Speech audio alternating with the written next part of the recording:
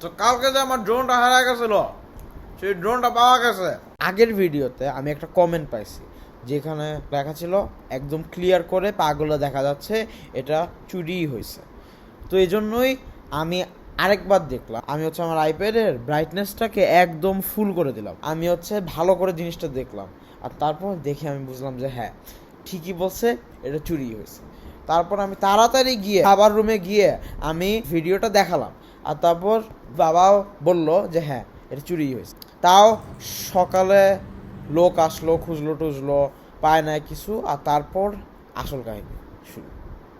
তো 7 তলার এক অ্যাপার্টমেন্টে তখন কাজ চলতেছিল। তো সেখান দিয়ে বের হয়ে এসির উপরে গিয়ে ড্রোনটা নিছে, এই জন্যই ভিডিওতে পাগুলা দেখা গেছে।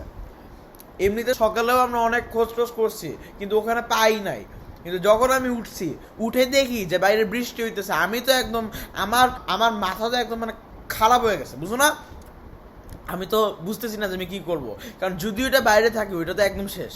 কিন্তু না, ওইটা বাইরে ছিল না, এটা একজন নিয়ে নিছে। 7 তলার জানলা দিয়ে নিয়ে ওইটা রাখছে অ্যাপার্টমেন্ট C7। প্রথমে ড্রোনটা ওইখানে আটকে ছিল, ওই যে পাইপটা দেখেন না, ওইখানে আটকে ছিল। তো পরে আমরা নিচে বললাম, ম্যানেজারে বললাম যে আমাদের কাছে ভিডিও আছে।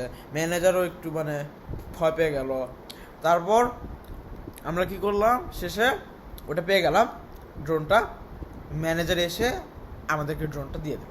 তো এটাই এইভাবে দিছে, এভাবে করে অফ করছে।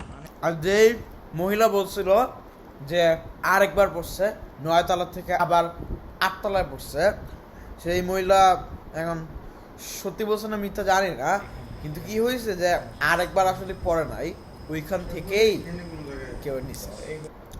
তো যাই হোক, এখন পাওয়া গেছে, ঠিক করতেছি, আর এখন ওইটা চালানোর জন্য রেডি। এটাই। বাই, সাবস্ক্রাইব করে দেন, ওগুলো সব করে দেন, লাইক টেক করে দেন। Bye bye.